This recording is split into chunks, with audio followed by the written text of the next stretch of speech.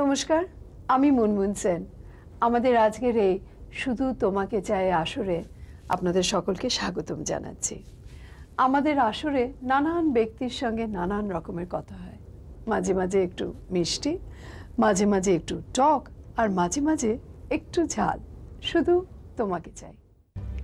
আমাদের আজকের অতিথির কোনো পরিচয় দরকার নেই, একটা মিষ্টি ছোট্ট গুণী ছেলে জোজো। জোজো, তোমার সবচেয়ে প্রিয় গান, সবচেয়ে নামকরা গান শোনাও। এটা একটা বাংলা গান থেকে নেওয়া হয়েছিল। কোন বাংলা গান? এটা একটা পল্লী গীতি। ওইটাও গেয়ে দাও, ভীষণ পপুলার হয়ে গেছে। পপুলার হয়েছিল যেহেতু বাংলা গানটা তো খুবই পছন্দ। আর আমরা জেনে শুনেই করেছিলাম যে কেন বাংলা দেশে যে বাংলা গান এত ভালো, সেটা তো অন্য জায়গায় অনেকে জানতে পারে না, কেন ডিউ টু ল্যাঙ্গুয়েজ। তো যদি হিন্দিতে করি ইট উইল বি শচীন দা করেছিলেন, ভূপেন হাজারিকাও অনেক বাংলাদেশে দার্জিলিং এর, আসামের গানগুলো নিয়ে এসে হিন্দিতে করেছিল। সেরকমই একটা চিন্তা করে তুমি এখন যেসব গান গাইছো, কে তোমাকে সাহায্য করে? বাবা সাহায্য করেন, রেকর্ডিং কোম্পানিজ? তোমার কতখানি সে থাকে যে কি কি গানে তুমি কতখানি কন্ট্রিবিউট করতে পারো? না, টোটালি একটা টিম ওয়ার্ক। মানে বাবা তো প্রচন্ড হেল্প করে, কেন মানে ঘর থেকেই কি টিউন হবে, কোন টিউনটা মানে ক্যাচি হবে, কোন টিউনটা কিরকম গাইলে, বাবা সবকিছুতে মানে ইজ ইউনো স্টার্টিং এ সবসময় থেকে টিল দি এন্ড, মানে প্রোডাক্টে কিরকম শোনাচ্ছে ইজ ভেরি। কোন বয়স থেকে তুমি গান গাইতে শুরু করো? বয়স ঠিক মনে নেই, কিন্তু মা যখন হারমোনিয়াম নিয়ে বসতো রিয়াজ করার জন্য, আমি শুনেছি এখন, মানে মা বলে গল্প, আমি নাকি খুব ডিস্টার্ব করতাম মাকে।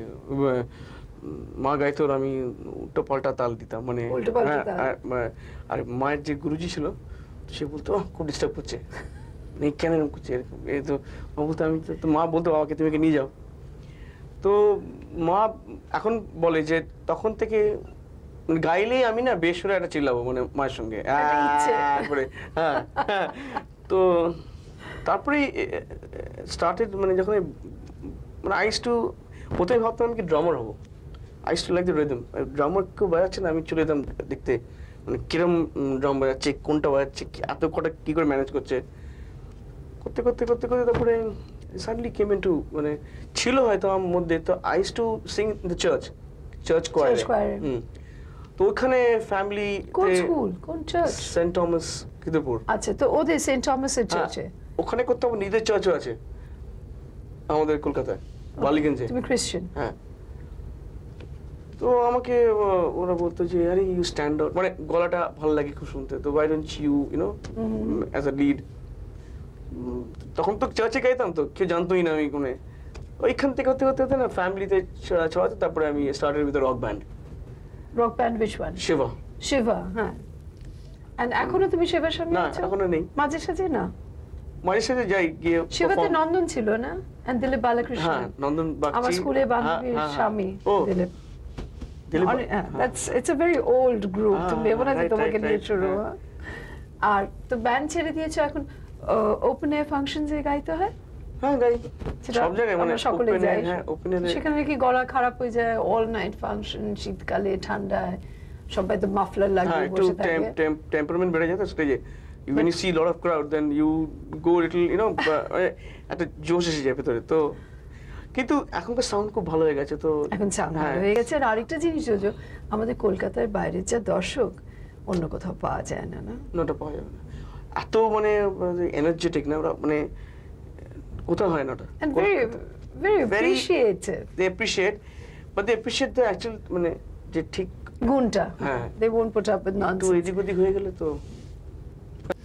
জোজো, শুরু করলে কি করে?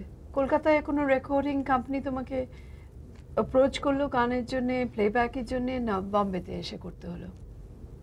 যখন আমি ছোটবেলায় যখন ওই কোয়ারে গাইছি, তখন একদিন আমার মনে আছে বাথরুমে মনে আমি গাইছিলাম। সবাই মানে বাথরুমে গায়ে ঢুকলে, হ্যাঁ। তো বাবা বাইরে থেকে আমাকে শুনেছে, মানে এই কি গাইছি আমার এখন মনে নেই। তো বাবা বললো, বেরিয়ে এসেছিলাম, বাবা বলছে ভালো, মাকে বলেছে। তো বলে হ্যাঁ, বলো ভালো গাইছে, গলাটা ভালো। তো তো মা বললো যে হ্যাঁ ভালোই তো, শুনে ভালোই লাগছে। তো বললো, আর ঠাকুমা খুব এগেনস্ট ছিল। ঠাকুমা বলতো না, পড়াশোনা করে চাকরি বাকরি করবে। বাবা কিন্তু উল্টো একদম, বাবা বলে না সব কিছু হবে না, গান করে ট্যালেন্ট আছে। তখন নিশ্চয়ই আপত্তি কানে তুলে, বাবার আপত্তি নেই, মায়ের আপত্তি, ঠাকুমার তো আপত্তি ছিল, কিন্তু পরে হবে না ছেলের। পরে কিন্তু ঠিক হয়ে গেল। ঠাকুমা খুব মানে এটা কি, এটা আমি ব্যাঙ্গালোরে করেছিলাম মনে আছে। মেয়েরা পড়ে, তুই কেন হ্যাঁ, পড়েছিস?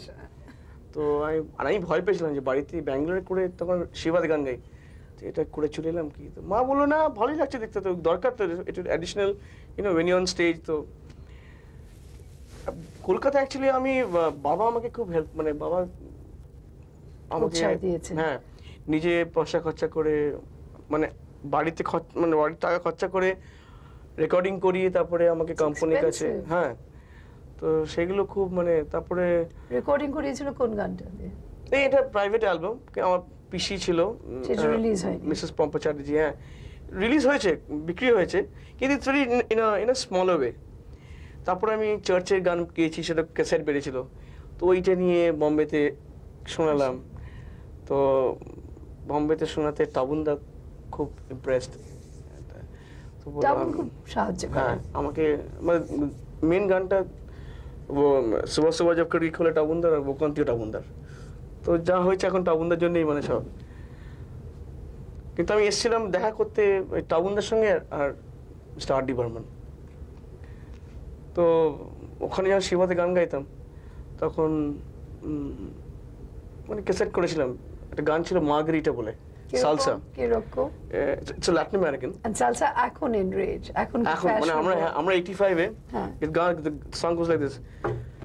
তো মানে আমি ব্যান্ড চাই, তো it's very tough, it's like a Santana song, মানে সব তুম্বা পারকাশন। এইটার গানটা বেরিয়েছিল। বেরিয়েছিল কবে? বেরিয়েছিল 87। 87 and আজকে in 2000 সালসা কত পপুলার, সেটা তোমার আবার রিপাবলিশ করা উচিত, রিলিজ করা উচিত গানটা। ইনফ্যাক্ট আমি চিন্তা করেছি ওটাকে করব রিসেন্টলি, মানে ভীষণ পপুলার হবে, বিকজ কজন সালসা কজন গাইছে। আই মিন হিন্দিতে কপিরাইট সব ভুলে গিয়ে হয়তো দে কপিং ইট আউট হিন্দি গানে, বাট তুমি রেমো ছাড়া এই ধরনের কয়েকজন ছাড়া তো নো ওয়ানস ডুইং হ্যাঁ দ্যাট টপিক্যাল সংস না। হ্যাঁ দ্যাট কালার, ওই কালারই দরকার। মাস্ট ডু ইট, খুব ভালো হবে। থ্যাংক ইউ, আমি করব ডেফিনেটলি। এন্ড কোন কোম্পানি, তারপরে বম্বেতে এসে কোন কোম্পানি তোমায় নিল? ফার্স্ট এসে তো আমি আই কেম ফর 10 days, মানে ব্রেক শিবা থেকে, just go and try my luck. তোরা বললো যে ইউ আর গোয়িং, ঠিক আছে। আমাদের পিরিয়ড থাকে তো, বর্ষার সময় অনেক সময় শো হয় না, so I took that 10 days and I said let me try my luck. তো গেছি আর ডি বর্মন এন্ড টাবুনদাকে, এই যদি না হয় তাহলে back, I come back to car. First 6 days gone, only আমি খালি না তখন রাস্তা বুঝতে পারতাম না, থাকতাম হ্যাঁ বর্ষবাদ উঠেছি আমি। আর এই লিঙ্কিং রোডে সেন্ট্রাল ক্রুজে যাওয়ার জন্য যে বাসগুলো তো হিন্দিতে লেখা, তো ওই হিন্দি বুঝতে পারছি না, বাসগুলো চলে যেত। হ্যাঁ এই করতে করতে আমি না এটা মুশকিল হচ্ছে। বাবা আসেননি? বাবা ছিলেন, কিন্তু বাবাকে বারণ করেছে, বাবা তুমি যাবে না, আমি লেট মি ট্রাই অ্যালোন। কিন্তু বাবা খালি বলতো না তুই একলা কি হারিয়ে যাবি এখানে। আমি না না হারাবো না, কলকাতা ছেড়ে হারে নাকি। তো এরকম করতে করতে প্রায় 6 দিন আমাকে সে দরবার ঢুক দিচ্ছে না। আমি পঞ্চমটা বাড়ি এসে গেছি, সে বলছি যে জানা আন্দার এক গানা শোনা নাই। আমি জানি ওই ক্যাসেটটা আমার ছিল Margarita, if I make him hear it না, অ্যাটলিস্ট আমাকে একটা কিছু তো বলবে যে হ্যাঁ খারাপ গান গেয়েছো বা ভালো গান গেয়েছো, I give you a break. তো অ্যাটলিস্ট আমার গান ব্রেকের জন্য I want to see him in front, মানে ছোটো থেকে খুব ফ্যান। তো এনিওয়ে আমার 6 দিন মানে আমাকে সেই দরবার বলছে নেই আপনি आ सकते हो, अभी सेटिंग चल रहा है, ওকে অর্ডার আছে। আমি এরকম করতে একদিন বললাম যে আমি আজ সকালবেলা গেছি, বলছে যে নেই সাব है नहीं। তাহলে नहीं आएंगे, बोल हाँ आएंगे कब आएंगे मालूम नहीं। তো আমি কি করবো, আবার বাড়ি যাবো, আর পয়সা খরচা হয় তো, পয়সা শেষ হয়ে যাচ্ছে পকেটে। আমি সেই ফুটপাতেই বসে রইলাম, আর একটা কলালা বসছিল, ওই কলা খাচ্ছি আর ওয়েট করে যাচ্ছি আমি। জোজো পঞ্চমদার কাছে 6 দিনের পরে কি হলো? তো নেক্সট দিন মাইম চাচে গেলাম, গিয়ে প্রার্থনা করে গেলাম। তো সেদিনকে দেখি দারোয়ান আমাকে বলছে আইয়ে, মাদার মেরি। হ্যাঁ আমার সত্যি মনে হলো যে আমি এতদিন করে করছিলাম, সেদিনকে প্রার্থনা করে গেছি। তো বললো চলিয়ে উপরে গেলাম তো he was doing for 1940 love story চলছিল so I knock the door and somebody came out said क्या चाहिए তো আমি বললাম যেরকম কখন ক্যাল আর আমার তখন না মনে হচ্ছে কি এক সেকেন্ড সব বলে ফেলি তো এই করেছি আমি এসছি তো বলছে হ্যাঁ তো বললো कौन आया तो বলছে যে कोई दादा कोई लड़का है आपसे मिलने के लिए আচ্ছা ভেজো আমি ঢুকি এক ডাইভ একদম ওখানে এক দৌড় তো ভেবেছে পাগল টাগল হবে হ্যাঁ অ্যাটাক করতে এসছে আমি বললাম যে আমি এরকম এসছি এক সেকেন্ড সব বলে দিয়েছি তা বলে কে গানা তো এই গানটা আমি শুনেছি আমাকে বললো এই গানটা কি তুমি গেছো কি অন্য কেউ গেছে আমি না আমি গেছি ইউ শিওর আর হ্যাঁ বলছে কি গান গানা তো আমি বাংলা গান হিন্দি গান গাইলাম তো আমাকে বললো have you learn singing I said no not really মানে শিখিনি খুব একটা তো বলছে পরশু क्या कर रहे हो যখন বলেছে না আমার মাথা থেকে না একটা ইলেকট্রিক শকের মতন না মানে পরশু क्या कर रहे हो তোমার কি টাইম আছে হ্যাঁ না স্ট্রেট বলেছে তুমি কি মানে আমি বুঝতে পেরেছি কোনো গান হয়তো তখন আমাকে বললো যে see your different style of god তোমাকে ওই জন্য চান্স দিচ্ছি নাহলে আমি দিতাম না and you got a different voice আমার এই সময় একটা সিঙ্গার দরকার ছিল আর I got you the title song different style মানে হি সেড মানে কিশোর কুমারের তো যেই যায় কিশোর কুমারের বা মোহাম্মদ রফি তো বলছে আমার এখানে রোজ 30,000 40,000 মানে এরকম আমি সিঙ্গার দেখেছি আমাকে নেক্সট দিন বলেছিল কেন তোমাকে চান্স দিই জানো because you have that talent what I want মানে হি ওয়াজ লিটল ওয়েস্টার্নাইজড অ্যান্ড তো হ্যাঁ আর আমি সালসা করেছি তো হি ইজ ইনটু দ্যাট তো ওইটার থেকে আমার পুরো মানে বাট অ্যাকচুয়ালি গানটা এরো না মানে it's a bad lucky company it's call মেরা দিল তেরা হুয়া খুব এটা is like a college unfortunate না হ্যাঁ আমি ইউজফুল very useful আমি গানটা গাওয়ার সময় মানে I was not believing that I am singing for him first time বোম্বেতে এসে অত তাড়াতাড়ি হয়ে গেল recording studio Rahul Dev Burman how did you feel dream মানে আমি ঘুমি মানে একদিন ঘুমাতেই পারিনি এদিকে বলেছে না গান আছে সেই সারা জেগে এক্সাইটেড আমাকে ফোন করে বলছে hi Jojo how are you I said I am fine sir তো नींद आया कि नहीं मैं जानते हैं नींद आवे ना हम ना नींद ठीक হয়নি আমার ঠিক আছে নো প্রবলেম পরশু কল করতে हैं আমার ব্রাদার ইন ল and আজকেও আমার মনে হয় he is probably one of the most talented music composers he is great আমি তো উনি যে উৎসাহটা দেখালেন এই গানটা হলো না did you go back to him did you get an opportunity না উনি বললেন যে দেখ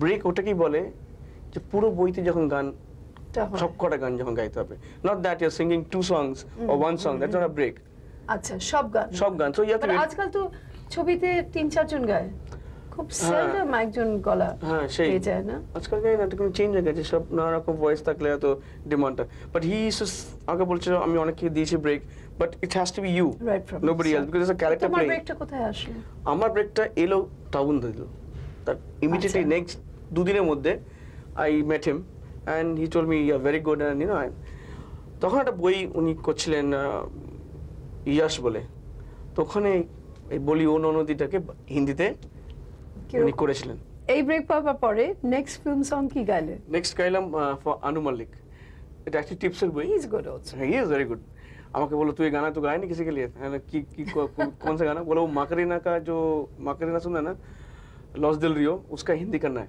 মানে হিন্দি আমি করছি তো গেলাম গানটা গাইলাম ওটাতে গানটা খুব মানে it became quite hit Salman হ্যাঁ ইটস গুড তো ওটা ডুয়েট ছিল ডুয়েট লিরিক্স গুলো কে লিখেছিল একটা রাহাত ইন্দোরি আরেকটা মানে মান্নু মালিক নিজে এটা খুব সুন্দর না টেনশন করে না ওটা কি আপনি তো এক হি লাইফ আচ্ছা উনি আমার বলছেন আপনি copy like you know what I am singing অনেকে ভেবেছে তো মান্নু মালিক গেছে আমি গাইনি তো তারপর জানতে পেরেছি হ্যাঁ আমি গেছি আর ওর পরে শিবার সঙ্গে ওর পরে আমি বইতে বেশি খুব কম গিয়েছি ওর পরে আমি গিয়েছি দুটো বইতে গিয়েছি সেগুলো রিলিজ হয়নি এখন অব্দি তারপরে রিসেন্টলি যেটা গিয়েছি থোড়া সা প্যার বলে একটা বইতে ফিল্মে ওতেও টাইটেল সং গিয়েছি আর ওটা এখন হয়তো হচ্ছে বইতে শুটিং চলছে তোমার শিবার সঙ্গে গান গাওয়া প্রাইভেট রেকর্ডিং শিবার সঙ্গে তারপরে ওই লাস্ট হলো তারপর আর করিনি তারপরে এখানে এসে আমি অনেক যেরকম ভোকান্তি I love that song. আমার ভীষণ প্রিয় ওই গানটা খুব ভালো ওটা মানে সবারই প্রিয় হয়ে গেছে ওটা এত it's a swing and it's আমি গানটা গাইবো নিশ্চয়ই it goes জানতো না আমিও জানতাম না really glad we met so what are your future plans future plans তো অনেক আছে যেরকম গান গাইছি অ্যালবামসে but it has to be sensible they are sensible. তোমার গানগুলো একটু অন্য রকমের আজ আছে না, দে মোর হ্যাঁ হ্যাঁ ওয়েস্টার্নাইজ। তোমার গান গাওয়ার স্টাইলটাও হ্যাঁ। একটু অন্যরকম। I enjoy it. অন্য কোনো স্পেয়ার অভিনয়, হ্যাঁ হ্যাঁ অভিনয়, ফিল্মে গান গাওয়া? হ্যাঁ অভিনয় আমাকে বলেছিল কি যে এরকম একটা আছে প্ল্যান, এরকম কি প্ল্যান? মিউজিক্যাল বই Naturally. বাংলা মানে বাংলায়। বাংলায়? আমি খুব খুশি, সবাই বম্বেতে হ্যাঁ, চলে কেন এসে না বম্বে সত্যি ছাড়া আর বাংলা- ভাবতে পারে হ্যাঁ। না। তো আমাকে এরকম বলেছে যে যেহেতু ইউনো আউট নাউটিস সেরকম কলকাতার বই হচ্ছে না কেন, ভালো গান আগেকার দিনের মতন হচ্ছে না। আগেকার দিনে আর হয়তো ওরা ইনফ্যাক্ট চাই- এখনো গানের জোরে ছবি চলে যায়। কেন আমাকে বলেছিল কেন যেহেতু I myself sing and You can do your own playback, হ্যাঁ, সেরকম একটা ক্যারেক্টার নিয়ে। হ্যাঁ ক্যারেক্টার নিয়ে এন্ড শানকে। ও শান, হ্যাঁ। তুমি ওয়ান্ডারফুল কম্বিনেশন হবে। হ্যাঁ। দুজনেই ইয়াং, হ্যাঁ। দুজনেই গান গাও। It would be very nice. হ্যাঁ এরকম মিউজিক্যাল একটা। আমি আশা করি যে এই ছবিটা একদিন হবে, তুমি, শান, রাইমা, রিয়া। কেন আপনার আশীর্বাদ থাকলে হবে। আমার আশীর্বাদ আছে, সকলেরই, কলকাতার সকলেরই আশীর্বাদ থাকবে। কেন আমরা সকলে নতুন একটা জিনিস দেখতে চাই, নতুন গান শুনতে চাই। আর তোমরা এত নাম করেছো বম্বেতে কলকাতায় ফিরে যাবে, এটা কিন্তু ভাবা যাবে না। So all my good wishes. Thank you so much.